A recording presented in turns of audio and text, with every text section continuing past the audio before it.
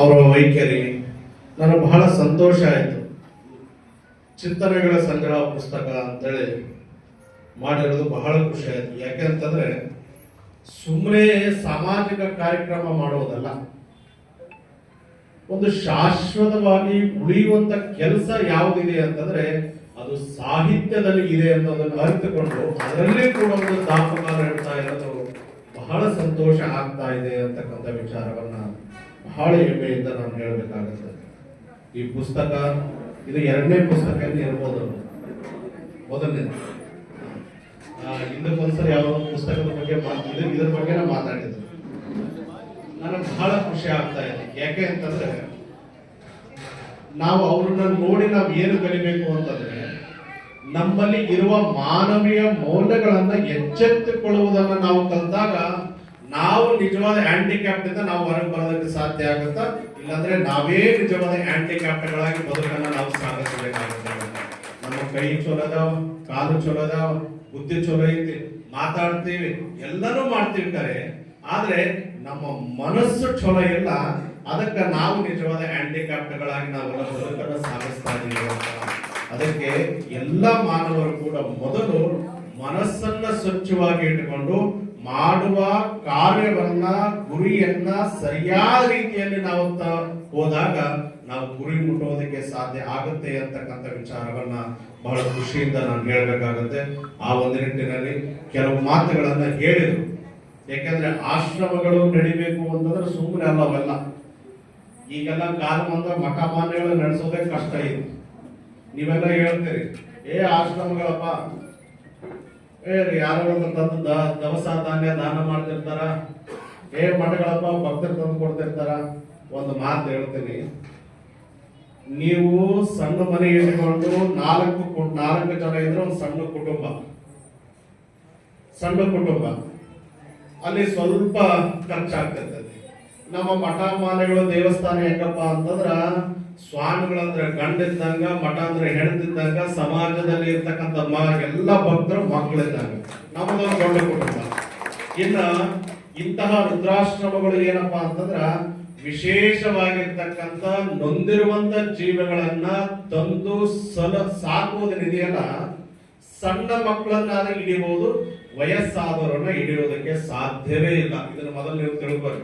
ನೀವೆಲ್ಲ ಬರ್ತಿರ್ತೀರಿ, ಎಲ್ಲರ ತಲೆ ಕೇಳಕ್ ಬರ್ತದೆ, ಏನ್ ಮಾಡಮ್ರಿ ನಮ್ಮಪ್ಪ ನನ್ನ ಮಾತ ಕೇಳವಲ್ಲ, ಸಣ್ಣ ಹುಡುಗರು ಆಟ ಮಾಡಿದಾಗ ಮಾಡ್ತಾರೆ. ಅವ್ರು ನಿಜವಾಗ್ಲೂ ಸಣ್ಣ ಹುಡುಗರೇ. ಅವ್ರು ಯಾವಾಗ 70, 65, 70 ವರ್ಷ ಆಗ್ತಾವ ಅಂತಂದಾಗ ಅವ್ರಿಗೊಂದು ಸಿಟ್ಟು ಬಂದೈತಂದ್ರೆ ಅವ್ರು ಸಣ್ಣವರೇ ಆಗ್ತಾರೆ ವಿನಃ ಅವರು ದೊಡ್ಡವರಾಗಲ್ಲ. ಅವರು ಸಣ್ಣ ಮಕ್ಕಳೇ ಇದ್ದಾಗ ಆ ಒಂದು ನಿಟ್ಟಿನಲ್ಲಿ ಆ ಎಲ್ಲ ವಯೋವೃದ್ಧರನ್ನ ಆರೋಗ್ಯವಂತರಾಗಿ ಸದೃಢವಾಗಿ ನಾವು ನೋಡಿಕೊಂಡು ಊಟ ಉಪಚಾರಗಳ ಆದಿಗಳನ್ನಾಗಿ ಅವರನ್ನ ನಾವು ನೋಡಿಕೊಳ್ಳೋದಿಲ್ಲ. ಅದು ಕೂಡ ಒಂದು ನಿಜವಾದಂತಹ ಒಂದು ಶೈಕ್ಷಣಿಕ ಸಾಮಾಜಿಕ ಕಾರ್ಯ ಅಂತಂದ್ರೆ ತಪ್ಪಾಗ್ಲಿಕ್ಕಿಲ್ಲ ಅಂತಕ್ಕಂಥ ವಿಚಾರವನ್ನ ನಾವು ಬಹಳ ಹೆಮ್ಮೆಯಿಂದ ನಾನು ಹೇಳಬೇಕಾಗುತ್ತೆ. ಡಾಕ್ಟರ್ ಮಲ್ಲಿಕಾರ್ಜುನ್ ಸರ್ ಅವರು ತುಂಬಾ ಒಂದು ಆತ್ಮೀಯರು, ಸ್ನೇಹಜೀವಿ, ಹಾಗೂ ಅವರು ನನ್ನ ಮಗನ ವಯಸ್ಸಿನವರು. ಅವರು ತುಂಬಾ ಸರಳ ಜೀವಿ. ನಾವು ಯಾವತ್ತೂ ಫೋನ್ ಮಾಡಿ ಅವ್ರ ಜೊತೆ ನಾನು ಮಾತಾಡ್ತಾ ಇರುವಾಗಲೇ ತುಂಬಾ ಚೆನ್ನಾಗಿ ನಮಗೂ ಕೂಡ ಒಂದು ಏನೋ ಒಂದು ಸಲಹೆ ಕೊಡ್ತಾ ಇರ್ತಾರೆ. ನಾವು ಅವ್ರಿಗಿಂತ ಅವ್ರ ತಾಯಿ ವಯಸ್ಸಿನವರು ಆದ್ರೂ ಕೂಡ ನಮಗೆ ಸಲಹೆ ಸೂಚನೆ ಕೊಡ್ತಾ ಇದ್ದಾರೆ. ಹೀಗೆ ಅವರು ಈ ಗುರುಗಳು ಹೇಳಿದ್ರು, ಹ್ಯಾಂಡಿಕ್ಯಾಪ್ಟರ್ ಅವರಲ್ಲ ನಾವುಗಳಂತ ಹೇಳಿದ್ರು ಅಕ್ಷರಾಂಶ ಸತ್ಯ ಅಂತ ನಾನು ಹೇಳಕ್ ಇಷ್ಟಪಡ್ತೀನಿ.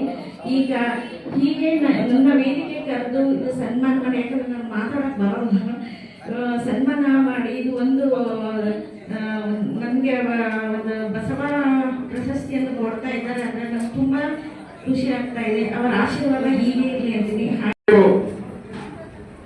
ಪ್ರಾಸ್ತಾವಿಕವಾಗಿ ಮಾತನಾಡ್ತಕ್ಕಂಥ ಸಂದರ್ಭದಲ್ಲಿ ನಮ್ಮ ಸ್ನೇಹಿತರು ಮಾತಾಡಿ ಇವತ್ತು ವಿದ್ಯೆ ಎಷ್ಟೆಷ್ಟು ನಾವು ಮುಂದುವರೆದಿವಿ, ಸೈಂಟಿಫಿಕ್ ಆಗಿ ಎಷ್ಟು ಮುಂದುವರೆದಿವಿ, ವಿದ್ಯೆಯಿಂದ ಏನು ಮುಂದುವರೆದಿವಿ, ಅಷ್ಟು ನಾವು ತಂದೆ ತಾಯಿ ಬಗ್ಗೆ, ಕುಟುಂಬದ ಬಗ್ಗೆ ಕಳಕಳಿಯನ್ನು ಕಳ್ಕೊಂಡಿದ್ದೀವಿ ಅಂತಕ್ಕಂಥ ಮಾತನ್ನು ಹೇಳಿದ್ರು. ಬಹಳ ಸತ್ಯವಾಗಿರ್ತಕ್ಕಂಥ ಮಾತಾಡು. ಇವತ್ತು ಅನೇಕ ನೀವು ಟಿವಿ ಮಾಧ್ಯಮಗಳಲ್ಲಿ, ಪತ್ರಿಕಾ ಮಾಧ್ಯಮಗಳಲ್ಲಿ ನೋಡ್ತೀರಿ, ಗಂಡ ಹೆಂಡತಿ ಇಬ್ರು ನೌಕರಿ ಮಾಡ್ತಿರ್ತಾರ, ಮಕ್ಳು ನೌಕರಿ ಮಾಡ್ತಾರ, ಅವ್ರನ್ನ ಎಲ್ಲೋ ವೃದ್ಧಾಶ್ರಮ ಬಿಟ್ಟಿರ್ತಾರ. ಆದ್ರೆ ಒಕ್ಕಲತನ ಮಾಡ್ತಕ್ಕಂಥ ಹಳ್ಳಿಗಾಡಿನಲ್ಲಿ ಯಾರು ರುದ್ರಾಸುರರಿಗೆ ಗೊತ್ತಿರ್ತಕ್ಕಂಥದ್ದು ಕಮ್ಮಿ ಅಂತ ನನ್ನ ಅನುಭವದ ಮಾತು.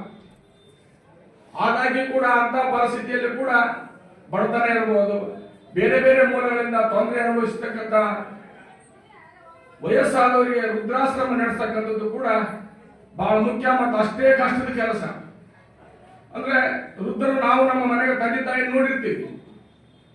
ಒಬ್ಬ ವೃದ್ಧರನ್ನ ಮನೆಗೆ ಇಟ್ಕೊಂಡು ಅವರು ಪಾಲನೆ ಪೋಷಣೆ ಮಾಡ್ತಕ್ಕಂಥದ್ದು ನಮ್ಮನ್ನ ಅಡದಂತ ತಂದೆ ತಾಯಿಗಳೇ ನಾವು ಮಾಡ್ತಕ್ಕಂಥದ್ದು ಕಷ್ಟ ಆಗಿರ್ತಕ್ಕಂಥ ಸಂದರ್ಭದಲ್ಲಿ ಇಂಥ ನಮ್ಮ ಟ್ರಸ್ಟಿನವರು ಈ ಕೆಲಸ ಮಾಡ್ತಕ್ಕಂಥದ್ದು ಬಹಳ ಮಹತ್ವಪೂರ್ಣ ಆಗಿರ್ತಕ್ಕಂಥದ್ದು. ನಾನು ಸ್ನೇಹಿತರಲ್ಲಿ ಮಾತಾಡಿದೆ ನಿನ್ನೆ, ಈ ಕಾರ್ಯಕ್ರಮ ಮಾಡಕ್ಕೆ ಕೆಲಸಕ್ಕೆ ಇಟ್ಕೊಂಡಿರೋ ಎಲ್ರಿ ನಾವೇ ನಾನು ನಮ್ಮ ಪತ್ನಿಯರು ಕೂಡ ಕೆಲಸ ಮಾಡ್ತೀವಿ ಅಂದ್ರು. ನನ್ನ ಅನುಭವದ ಮಾತು ಅವ್ರಿಗೆ ಹೇಳಿದೆ, ನಮ್ಮ ತಾಯಿ 90 ವರ್ಷದಕ್ಕೆ ಮೊದಲನೇ ಸಲ ಕಾಲು ಮುರಿತಿ, ಎರಡನೇ ಸಲ ಕಾಲು ಮುರಿದಾಗ 6 ತಿಂಗಳ ಬೆಡ್ ಆದ್ರು. ನಮ್ಮ ತಾಯಿನ ನಾವು ಮನೆಯಲ್ಲರೂ ಕೂಡ ಕೆಲಸ ಮಾಡಿದ್ರು ಕೂಡ ನಮ್ಗೆ ಬೇಜಾರಾಗ್ತಿತ್ತು. ಅಂತ ಸಂದರ್ಭದಲ್ಲಿ ಇಂಥ ಟ್ರಸ್ಟಿಗಳು ಆ ಕೆಲಸ ಮಾಡ್ತಾರ, ಇಂಥ ಸಪೋರ್ಟ್ ಮಾಡ್ತಾರಲ್ಲ, ನಿಜವಾಗ್ಲೂ ಕೂಡ ಸಮಾಜದಲ್ಲಿ ಅವರು ಅಭಿನಂದನೆ ಅಂತಕ್ಕಂಥದ್ದನ್ನ ಇಲ್ಲಿ ನಾನು ಮಾತನಾಡಲೇಬೇಕಾಗ್ತದೆ. ಅದ್ರ ಜೊತೆಗೆ ನಮ್ಮ ಮಲ್ಲಿಕಾರ್ಜುನ ಸ್ವಾಮಿ ಇಂಥ ಕೆಲಸಗಳು ಮಾಡೋದ್ರ ಮುಖಾಂತರ ಇವತ್ತೊಬ್ಬ ಸಾಹಿತಿಯಾಗಿ ಒಂದು ಪುಸ್ತಕವನ್ನು ಬರೆದು ಬಿಡುಗಡೆ ಮಾಡತಕ್ಕಂಥ ಕಾರ್ಯ ಕೂಡ ಬಹಳ ಶ್ಲಾಘನೀಯ. ಮುಂದೆ ಕೂಡ ಇಂಥ ಅನೇಕ ಪುಸ್ತಕಗಳು ನಮ್ಮ ಮಲ್ಲಿಕಾರ್ಜುನ ತಾತನವರಿಂದ ಬರಲಿ, ಅದಕ್ಕೆಲ್ಲ ನಾವು ಸಪೋರ್ಟಿವ್ ಆಗಿರ್ತೀವಿ. ಇನ್ನೂ ಹೆಚ್ಚು ವಿಚಾರ ನಮ್ಗೆ ಗೊತ್ತಿದ್ದಿಲ್ಲ. ಇವತ್ತು ನಮ್ಮ ಸಹೋದರಿ ಉಮಾ ಅವರು ಹುಟ್ಟಿದ್ದು ದೊಡ್ಡ ಮಧ್ಯಾಹ್ನ, ನಾಡಗೌಡರ ಮಧ್ಯಾಹ್ನ, ನಮ್ಮೆಲ್ಲ ಗೌಡ್ರ ಮಧ್ಯಾಹ್ನ ನಾಡಗೌಡರ ಮನೆ ಹುಟ್ಟಾಳೆ, ಹೌದಾ? ನಾಡಗೌಡ ಜಾಗೀರ್ದಾರ್ ಮನೆ ಹುಟ್ಟಾಳ, ನಮ್ಗಿಂತ ದೊಡ್ಡ ಮಧ್ಯಾಹ್ನಗಳು ಹಾಕಿವು. ಆದ್ರೆ ಬಂದಿದ್ದು ಒಂದು ಬಡ ಕುಟುಂಬ, ಅನ್ಯಂತ ಬಾಸ್ಬಾಗ್ ಒಂದು ಬಡ ಕುಟುಂಬದ ಟೀಚರ್ ಸೊಸೆಯಾಗಿ ನಮ್ಮೂರಿಗೆ ಬಂದು ಅವರು ಮಾವ ಒಬ್ಬತ್ತಿದ್ದ.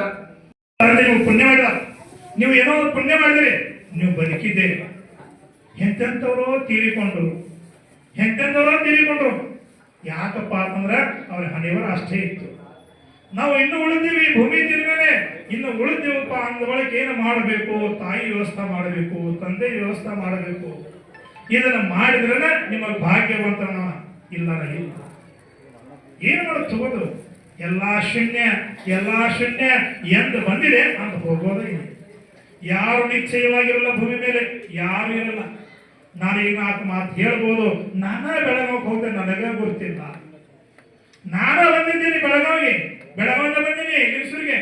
ನನ್ನ ಭಕ್ತರು ಬಂದಾಗ ಇಲ್ಲಿ ತಲಾಟಿಯವರು ನಾ ಬರ್ತೇನೆ ಬಂದಿದ್ದಾರೆ. ನನ್ನ ಭಕ್ತರು ಇಲ್ಲಿಂದ ಅಲ್ಲಿ ಬರ್ತಾರೆ. ಭಕ್ತರು ನನಗೆ ಯಾಕೆ ಬಂದರೆ ಗುರುಜನಿಂದ ಬಂದಿರೋ ಭೇಟಿಯಾಗಿ ಬಂದಾರಲ್ಲ. ನಾನು ನಮಗೆ ಚನ್ನ ಬಸವಣ್ಣವರಲ್ಲಿ ಬಸವೇಶ್ವರ ಹೆಸರು ಕೇಳ್ರಿ, ಚನ್ನ ಬಸವಣ್ಣ. ಚನ್ನ ಅಂದ್ರೆ ಚಂದ, ಬಸವಣ್ಣ ಅಂದ್ರೆ ಎಂತ ತಾಯಿ ಋಣ ತೀರಿಸಿದಂತ ಬಸವಣ್ಣ ಐಕ್ಯ ಆದವರು. ಅಂತ ಈ ಜನಗಳು ಯಾರನ್ನು ಬಿಟ್ಟಿಲ್ಲ. ಬಸವಣ್ಣರು ಬಿಟ್ಟಿಲ್ಲ, ಬುದ್ಧನ್ನು ಬಿಟ್ಟಿಲ್ಲ, ಅಂಬೇಡ್ಕರ್ನು ಬಿಟ್ಟಿಲ್ಲ. ಈ ಮನುಷ್ಯ ಜನ್ಮ ಹಿಂಗಿತ್ತಪ್ಪ ಅಂದ್ರೆ ಅನ್ಯಾಯದ ಜನ್ಮ, ಇದು ಅನ್ಯಾಯದ ಜನ್ಮ. ಯಾರು ತಿಳ್ಕೊಂಡು ಹೋಗುತ್ತೀರಿ ಅವರು ಪುಣ್ಯವಂತರು, ಯಾರು ತಿಳ್ಕೊಂಡು ಹೋಗೋದಿಲ್ಲ ನಿಮ್ಮ ಪಾಪ ನಿಮ್ಮ ಕರ್ಮ ನಿಮ್ಮ ಬೆನ್ನ ಹಿಂದಿರುತ್ತೆ. ತಿಳ್ಕೊಂಡು ಬಿಡ್ರಿ ಎಲ್ಲರಿಗೂ. ಅದಕ್ಕಾಗಿ ನಾನೇ ನನ್ನ ಊರಿಗೆ ಹೋಗ್ತೇನೆ, ನನಗೆ ಗೊತ್ತಿಲ್ಲ.